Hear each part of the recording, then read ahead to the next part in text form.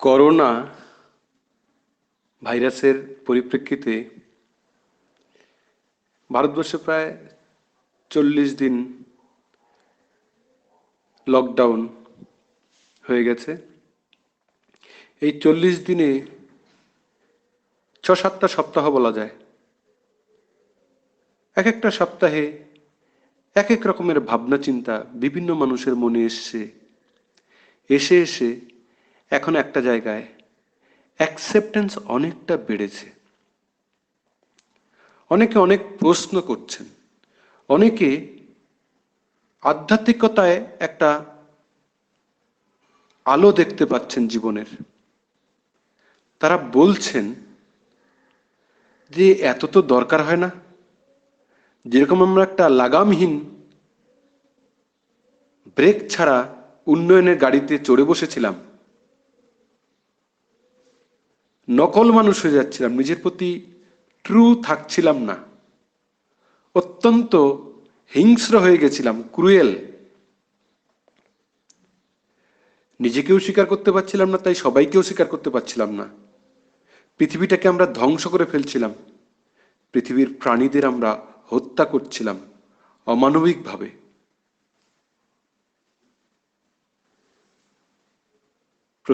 প্রকৃতিকে অসম্মান করছিলাম। ইউনিভার্সের বা প্রকৃতির, কেউ কেউ ভগবান বলে, ঈশ্বর বলে, আল্লাহ বলে, ওগুলো তাদের ভাবনা। সেই ইউনিভার্সের বা প্রকৃতির যে একটা বড় শক্তি আছে, সে যে বেশি দিন বরদাস্ত করে না বাঁদরামো। সে বিজ্ঞানের নামে হোক, সে উন্নয়নের নামে হোক, সে ধর্মের নামে হোক, সে সামাজিকতার নামে হোক, সে যে কোনো নামেই হোক, ওগুলো বরদাস্ত করতে চায় না। সৃষ্টির একটা নিয়ম আছে, সেই নিয়মে চালাতে চায়। বাড় বেড়ে গেলে জোরে কষে থাপ্পড় দেয় গালে। এটা আমরা বুঝে গেছি যে বিজ্ঞানের উন্নয়ন, এর ক্ষমতা লিমিটেড, আমাদের সম্পূর্ণ প্রোটেকশন দিতে পারে না। আর এই বিশ্ব শক্তির সামনে আমরা খড়কুটোর মতো উড়ে যাই, একদম চিড়িয়াখানার জন্তুদের মতো গৃহবন্দী হয়ে যাই। আমরা বুঝতে পারি আমরা আর কিছুই না, গরু, ছাগল, মশা, মাছির মতো, ব্যাকটেরিয়া, ভাইরাসের মতো না, আরেকটা প্রজাতি মাত্র। আমরা এই পৃথিবীর প্রতি খুব দুষ্টুমি করেছি, শয়তানি করেছি।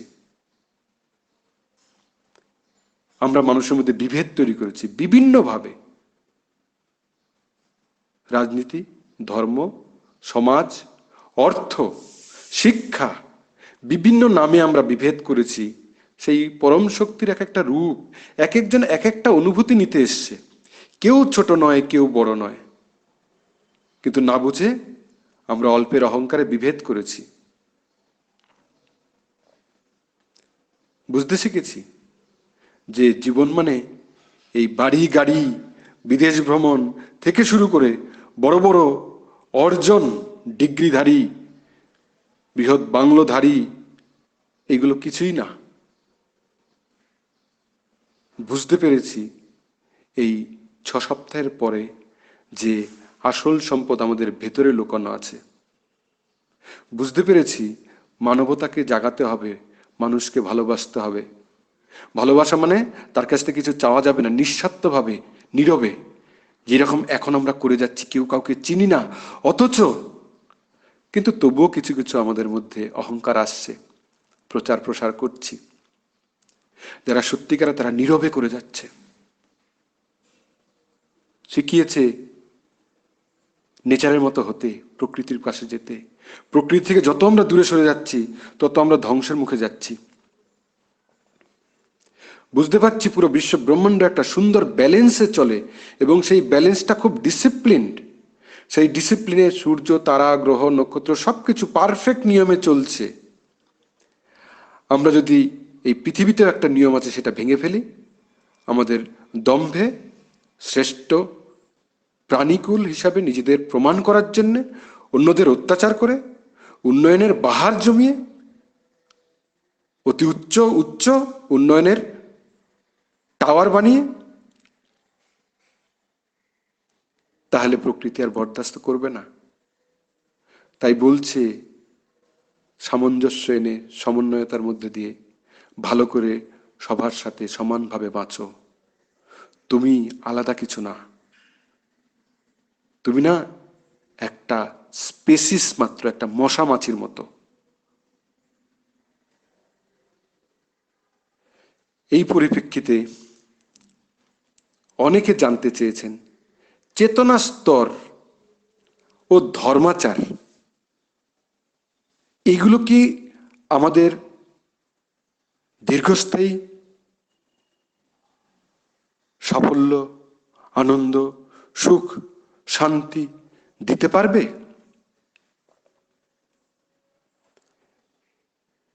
ভীষণ বড় প্রশ্ন।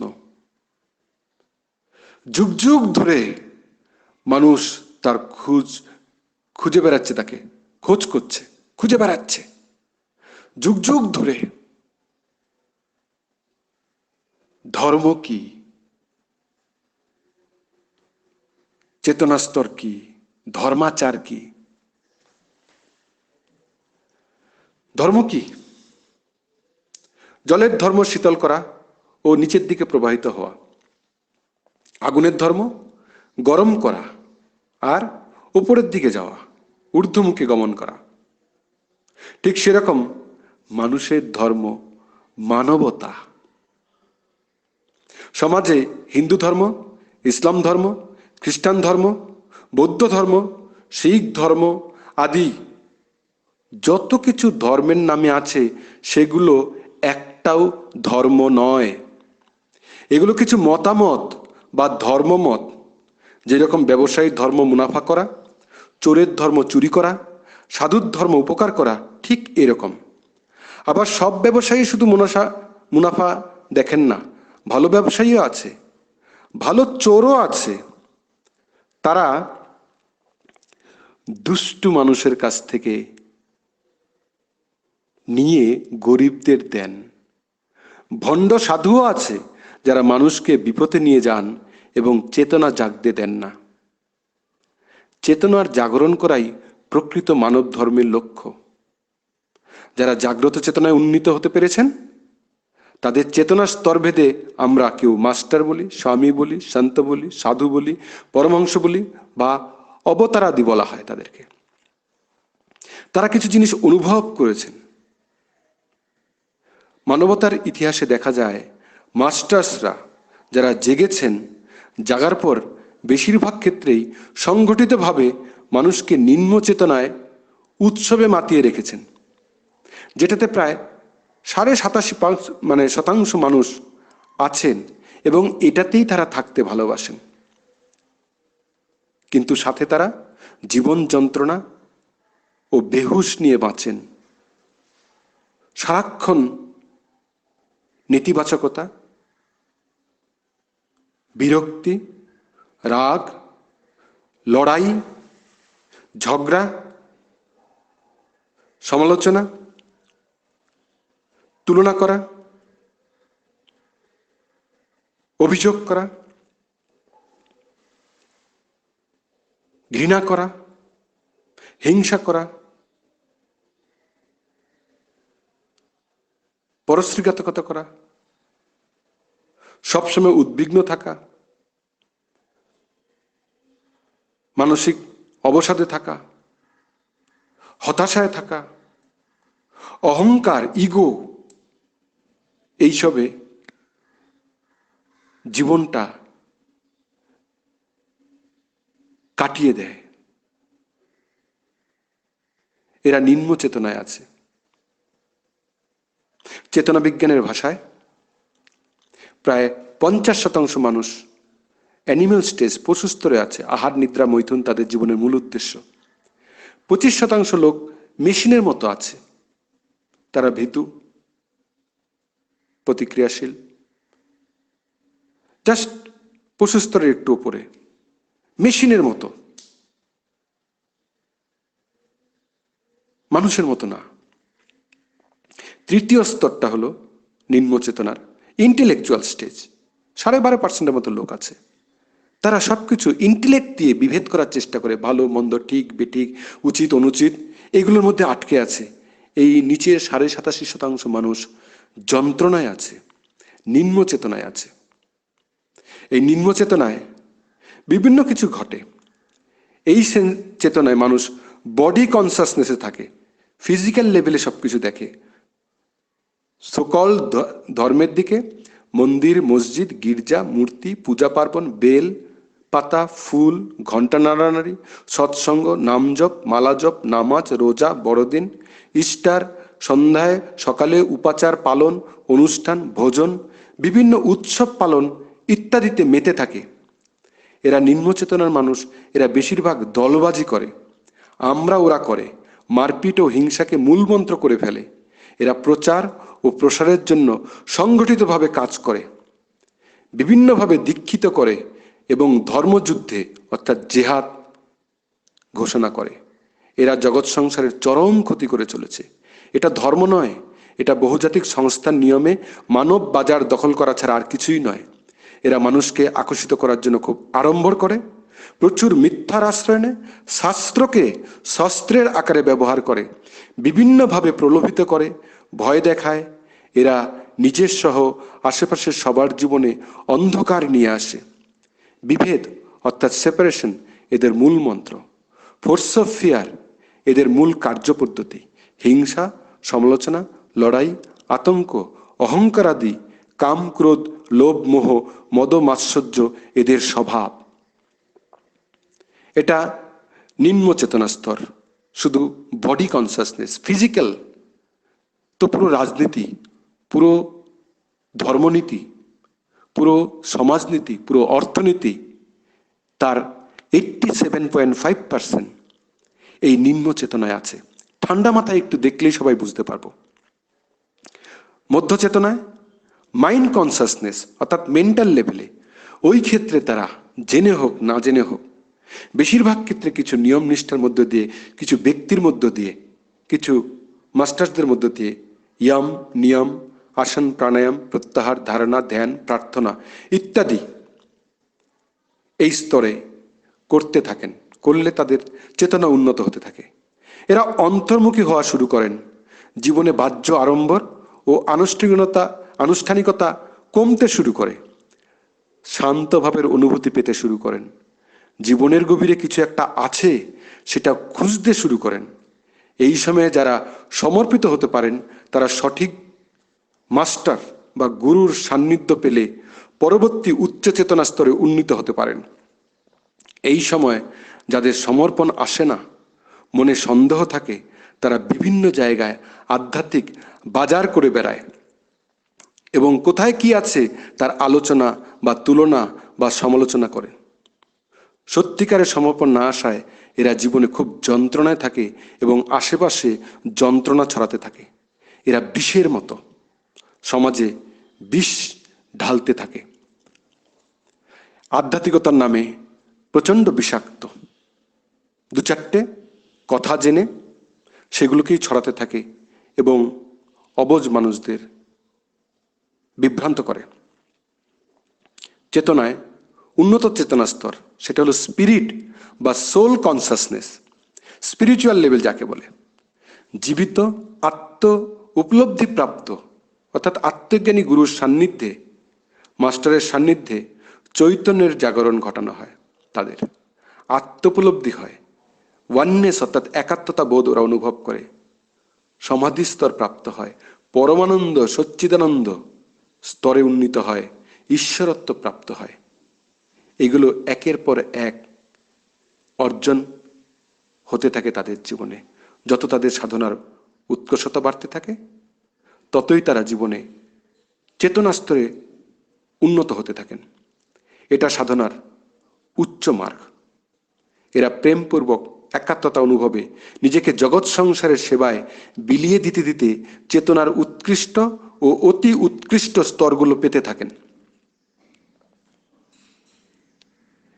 এবার আমরা আনুষ্ঠানিকতায় যদি আসি, এই যে এত জায়গায় এত অনুষ্ঠান আনুষ্ঠানিকতা চলছে, এগুলোর কি কোনো মানে নেই? এই যে নিম্ন চেতনা স্তরে যেগুলো বলা হয়েছে, পূজা আর্চা, নামাজ, প্রার্থনা ইত্যাদি, একান্তে যদি কেউ আন্তরিকভাবে পুজো আর্চা, নামাজ, প্রার্থনাদি এগুলো করে, তাহলে এগুলো আর কিছুই না, এগুলো ধ্যানের বিভিন্ন পদ্ধতি মাত্র। যারা চোখ বন্ধ করে ধ্যানে বসতে পারে না, শান্ত হতে পারে না, একাগ্র হতে পারে না, তাদেরকে এই পুজো আর্চা, নামাজ, প্রার্থনাদি ইত্যাদির মধ্যে বাহ্যকর্মে লিপ্ত করে রাখা হয়। এর মধ্য দিয়ে অত্যন্ত ধীরে ধীরে চেতনা জাগতে থাকে। যারা জেগেছেন তারা জানেন চেতনা জাগাতে অনেক সময় লাগে। একান্তে বিভিন্নভাবে ধ্যানের মাধ্যমে সংসার ত্যাগী সন্ন্যাসীদের প্রায় 12 থেকে 14 বছর লাগে। এর প্রমাণ আছে। বুদ্ধ, মহাবীর, রামচন্দ্র, যীশুখ্রিস্ট এরা এত সময় নিয়েছেন। গৃহে থেকে বৃদ্ধ বয়সে বানপ্রস্থী যারা, মানে সংসারে কাজ হয়ে গেছে, এবার ধর্মকর্মে ব্যস্ত, সংসারের কোনো জিনিসে মাথা দেন না, তাদের প্রায় 24 বছর লাগে। আর গৃহীদের প্রায় 48 বছর লাগে। কারণ এই বিভিন্ন আকারে ধ্যানের মাধ্যমে শক্তিকে জাগাতে অনেক সময় লাগে। এই একই স্তরে গুরু সান্নিধ্যে কৃচ্ছ সাধনের মধ্য দিয়ে প্রায় 1 সপ্তাহেও সম্ভব চেতনাকে উচ্চ স্তরে নিয়ে যাওয়া। তবে তারপর কিছু সাধনা নিয়মিত আজীবন করে যেতে হয়। আর বারবার লক্ষ্য রাখতে হয় অহংকার জন্মায়নি তো। নিম্ন চেতনার মানুষেরা কৃচ্ছ সাধন করতে চায় না, বা বিভ্রান্ত মানুষের কৃচ্ছ সাধনের উপযুক্ত চারিত্রিক দৃঢ়তা হয় না। তারা মাঝপথে ছেড়ে দেয়, মাঝপথেই তারা ছেড়ে দেয়। মাস্টাররা জাগার পর অনেকেই এগুলো মানুষকে শেখাতে চেয়ে দেখেছেন যে এ কাজ বড়ই কঠিন। মানুষ তার কাম, ক্রোধ, লোভ, মোহ, মদ মানে অহংকার, মাৎসর্যাদি মানে পরস্ত্রী কাতরতা, এইসব রিপু ত্যাগ করতেই চায় না। এদের সাথেই ভোগ বিলাস করে জীবন পার করে দিতে চায়, এবং এরা বিভিন্ন আধ্যাত্মিকতার বাহানায় কাম বাসনাদি চরিতার্থ করেই বেড়ায়। এরা আজকে এখানে, কালকে ওখানে বিভিন্ন জায়গায় ঘুরে ঘুরে এই জিনিসগুলোর ফাঁদ পাতে এবং কাম বাসনাদি চরিতার্থ করে বেড়ায়। এদের জীবন অত্যন্ত যন্ত্রণাকাতর হয়, তবুও এটাই ভালোবাসে। পরম আনন্দময় জীবন পেতে যে সংযমটুকু দরকার, যে সাধনাটুকু দরকার, যে কৃচ্ছ সাধনের দরকার, সেটা করতে চায় না। বারবার চেষ্টা করলে, 2-4 ব্যর্থ হলেও সাধনা বন্ধ করা ঠিক নয়, কিন্তু চারিত্রিক দৃঢ়তাহীনতায় আর ধরে রাখতে পারেন না এরা। কষ্ট না করে কেউ জীবনে কিছু করতে পারেন? সে লেখাপড়া হোক, ব্যবসা হোক, চাকরি হোক, সবেতেই কঠোর সাধনা করলে তবেই উচ্চ সাফল্য আসে। আর সর্বসাধনার শ্রেষ্ঠ সাধনা হলো আধ্যাত্মিক সাধনা, চেতনাকে বিকাশ। তাতে তো প্রচুর কৃচ্ছ সাধন করতে হবে, সাধনা চালিয়েই যেতে হবে। এই কঠিন সাধনার জন্য বেশিরভাগ মানুষ তৈরি নয়, তাই বেশিরভাগ মাস্টার্সরাও মানুষকে জাগাতে চাননি। নিজেরা গুপ্তস্থানে সাধনায় মেতে উঠেছেন এবং জগৎ কল্যাণে প্রার্থনা করেছেন, এখনো করে চলেছেন। কিছু মাস্টার্সরা ইচ্ছাকৃতভাবে মানুষকে জাগাননি। তারা তাদের নিজেদের প্রচার প্রসার, স্বার্থসিদ্ধি, ভোগ বিলাসাদি কায়েমি স্বার্থ রক্ষার জন্য হয় পরিবারতান্ত্রিক নয় সংঘতান্ত্রিক পরিকাঠামো গড়ে জনসাধারণকে শুধু আনুষ্ঠানিকতায় মাতিয়ে রেখেছেন। জীবনের গভীর থেকে জাগরিত হতে শেখাননি। নইলে এত এত মাস্টার্স এই দেশে এবং বিশেষ করে এই বঙ্গদেশে জন্মেছেন, হয়েছেন, তারপরও এই দেশ এত হীনবল কেন? এত যন্ত্রণা কাতর কেন এই পুণ্যভূমির মানুষজন? কেন ঝাঁকে ঝাঁকে মানুষকে জাগ্রত করা হয়নি পরমেশ্বরের ও পরমানন্দের অনুভূতি নিয়ে সর্বাঙ্গ সুন্দর জীবনযাপন করতে? নাকি তারা এই গূঢ়তত্ত্ব শুধু নিজেদের মধ্যে সীমাবদ্ধ রাখতে চেয়েছেন এবং মানুষকে পরম সুখ থেকে বঞ্চিত রেখে নিজেরা সচ্চিদানন্দে থেকেছেন আর নিচে সবাইকে আনুষ্ঠানিকতায় মাতিয়ে রেখেছেন? এই বিষয়টি সবার ভালো করে বোঝার দরকার আছে, কারণ এটা নিজের জীবন, একটা জীবন। নিম্ন চেতনার কাজকর্মে নষ্ট করার কোনো মানে হয় না, জানার পরে তো একদমই করার মানে হয় না। তবে এই সমস্ত মাস্টাররাও অল্প হলেও কিছুটা কাজ এগিয়ে রেখেছেন। বহির্মুখী আচার অনুষ্ঠানাদি আড়ম্বরে ডুবিয়ে রেখেও অন্তত ভয়ে বা শ্রদ্ধায় সমাজে কিছু কুকাজকর্ম থেকে বিরত থেকেছে। এটা না করলে হয়তো ওরা সমাজ বিরোধী হয়ে যেত। প্রচুর সমাজ বিরোধীরাও এগুলোর মধ্যে আসে ধাক্কা খেয়ে খেয়ে, এবং এ জীবনে না হলেও পরবর্তী জীবনে চেতনা জাগবে, কারণ বীজ বপন হয়ে গেছে। কিন্তু ধর্ম, অর্থ, কাম, মোক্ষ এই সব কটা মানুষ এ জীবনেই প্রাপ্ত হতে পারেন সবাই। জাগরণ অর্থাৎ মোক্ষ লাভ মানুষের জন্মগত অধিকার। আর সত্যিকারে জেগে গেলে জীবন পরম আনন্দময় হয়ে যায়। পরম শক্তি, সেই পরম সর্বশক্তিমান ইউনিভার্স সবকিছু উচ্চ চেতনায় গাইড করেন। করোনা ভাইরাস মানুষকে অন্তর্মুখী হয়ে নিজেকে জাগাতে বাধ্য করছে। মানুষকে জাগতেই হবে। এবার সারা পৃথিবী একসাথে জাগবে। যারা তথাকথিত বিজ্ঞানে, অর্থে, ক্ষমতায় বেশি এগিয়ে, অর্থাৎ ইউরোপ এবং আমেরিকা এই পৃথিবীর সব থেকে বেশি এগিয়ে, এরা সব থেকে বেশি ধাক্কা খেয়েছে তথাকথিত আধুনিকতার নামে।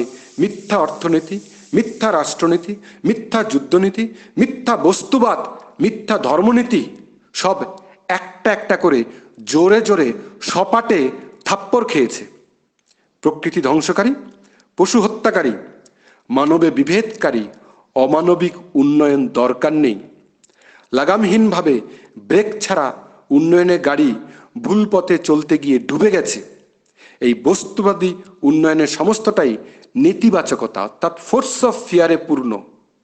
এটা আমরা ওরা অর্থাৎ সেপারেশন, ভায়োলেন্স, হেট্রেড ভাবনায় ধ্বংসকারী শক্তির প্রকাশ, যা শুধু ধ্বংসই করে যায়। সদ্ভাবনা ও মানবতার চেতনাকে জাগাতে হবে। Awaken the humanity, awaken the consciousness of the humanity. ইতিবাচকতা অর্থাৎ পাওয়ার অফ লাভ দিয়ে পৃথিবী গড়তে হবে। এই পাওয়ার অফ লাভে কি আসবে? ওয়াননেস, ডিভাইনিটি, রেসপেক্ট, অ্যাকসেপ্টেন্স, প্রেজেন্টে থেকে 100% নিজের কাজে ডুবে থাকা, প্রেমপূর্বক সেবার মানসিকতায়, ক্ষমা করা, ফরগিভ, গ্র্যাটিটিউড, কৃতজ্ঞতার ভাব, বেঁচে আছি তার জন্যই কৃতজ্ঞ, গিভ, নিজের সর্বোচ্চ যতটুকু সম্ভব দেয়া, কম্পেশন, সহৃদয়তা, ওয়াননেস বলা হচ্ছে। এটা করোনা অজান্তে আমাদের মধ্যে ঢুকিয়ে দিচ্ছে। আমরা এখন অনেকটা ওয়াননেস, লাভ, ডিভাইনিটি ফিল করছি, মানুষের জন্য অনুভব করছি, মানুষের পাশে গিয়ে দাঁড়াচ্ছি।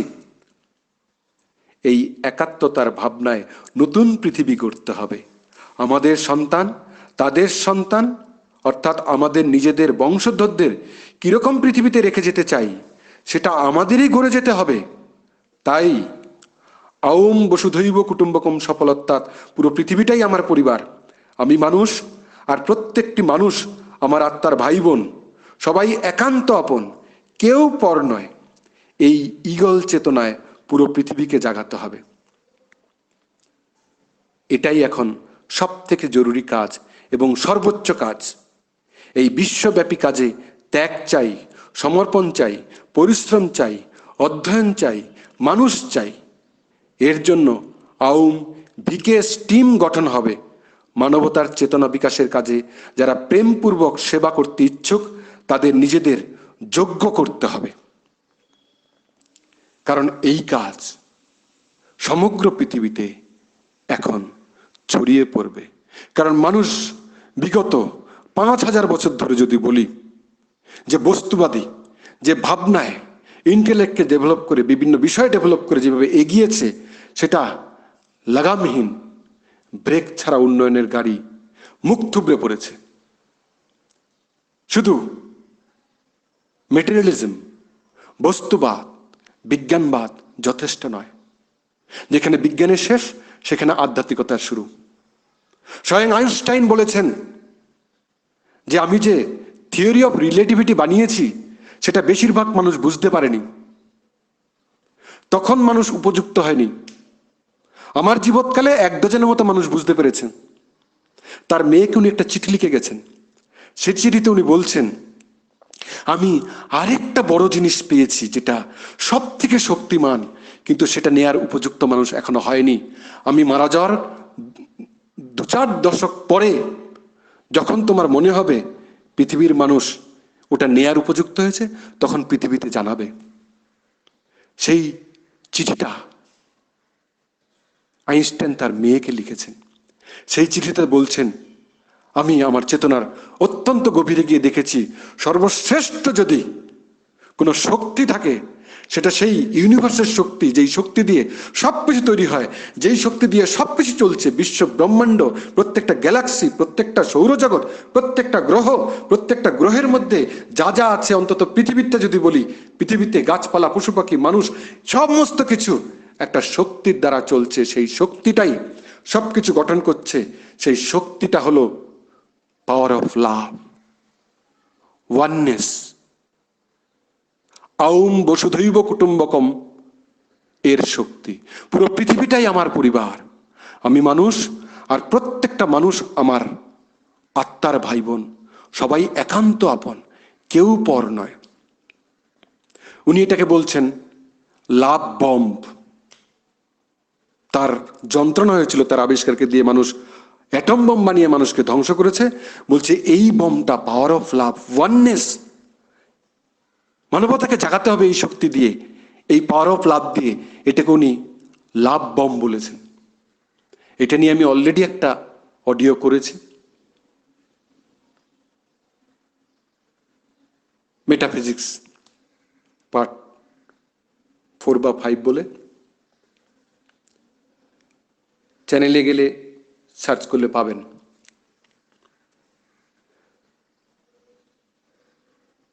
এটা ছাড়া আর কোনো ভালো রাস্তা নেই। এছাড়া সমস্ত রাস্তা মানুষ বিগত 5000 বছর ধরে ভুল প্রমাণ করেছে। ধর্মের নামে, রাজনীতির নামে, সমাজের নামে, অর্থনীতির নামে, বিজ্ঞানের নামে মানুষ শুধু বিভেদ করে গেছে, সেপারেশন, ফোর্স অফ ফিয়ার দিয়ে গেছে, হিংসা, ঘৃণা, অপরাধ প্রবণতা শুধু বাড়িয়ে গেছে মানুষের মধ্যে। মানুষ যন্ত্রণাকাতর হয়ে গেছে। করোনায় যখন মানুষ গৃহবন্দী হয়েছে, প্রথম প্রচন্ড বেশি আকারে মানুষ হিংসা করেছে, বাড়িতে মারপিটের প্রচুর ঘটনা বেড়ে গেছে, হিউম্যান রাইটস ডিপার্টমেন্ট বলছে। আর ঘরে ঘরে পর্নোগ্রাফি বেড়ে গেছে। প্রথম 2 সপ্তাহে 89% পর্নোগ্রাফি বেড়েছে। এগুলো আমি সব বলেছি রিপোর্টে, আমাদের অডিওতে। তারপরে যখন এই গৃহবন্দির মেয়াদ বাড়ছে, এই ফোর্স অফ ফিয়ারগুলো দূর হয়ে হয়ে আস্তে আস্তে আস্তে আস্তে চেতনার দিকে যাচ্ছে। কারণ এটাই একমাত্র রাস্তা। আর সমস্ত রাস্তা ভুল প্রমাণিত হয়েছে, সমস্ত রাস্তা ভুল প্রমাণিত হয়েছে। এছাড়া আর কোনো ভালো রাস্তা নেই এই পৃথিবীতে। যে জাগবে সে বুঝতে পারবে।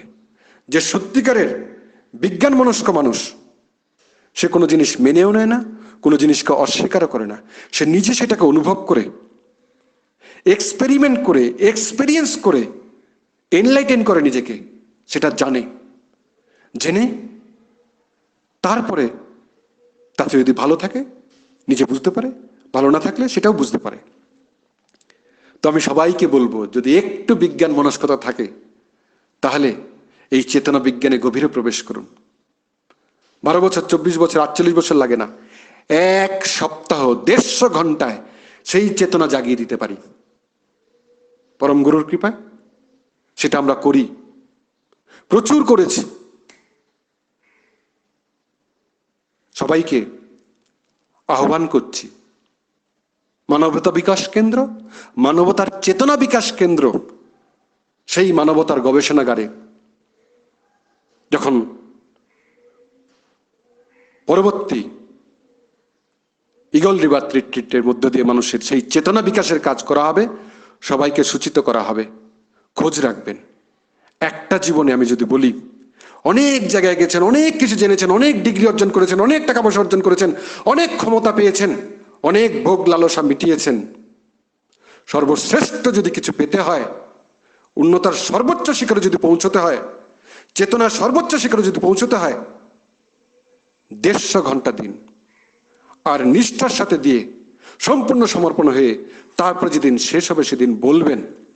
এখানে যেটা পাওয়া যায় না সেটা কেউ ব্যাখ্যা করে বলতে পারে না, কারণ ওটা ব্যাখ্যা করা যায় না।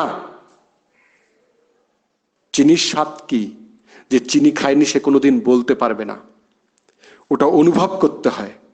অনেক তো আমিও লেখাপড়া করেছি, 2-4টে ডিগ্রি অর্জন করেছি, সেটা নিয়ে আমি অনেক চাকরিও করেছি, লোকেদের ভাষায় বড় বড় চাকরি করেছি, ইউনাইটেড নেশনস ইউনিসেফে চাকরি করেছি, WBCS চাকরি করেছি, কোল ইন্ডিয়া, এইসব অনেক 7-7খানা চাকরি করেছি। সবকটা টপ টপ চাকরি লোকেরা বলে। আমি ওই 7টা চাকরিতে যা করেছি, এখন আমি ঈগল রিভার ট্রিট্রিটে যা করি না, ওই 7টাকে যোগ করলে 700 জীবন ধরে যদি আমি কাজ করে যাই, ওই কাজ এই ঈগল রিভারতের 1% হয় না। এটা আমি বলছি। প্রমাণ করতে হলে আপনাদের আসতে হবে। এই পৃথিবীতে এই ধরনের প্রশিক্ষণ আর দ্বিতীয় কোনো জায়গায় হয় না। এটা আমি মতীন্দ্র দেবনাথ চ্যালেঞ্জ দিচ্ছি পৃথিবীতে।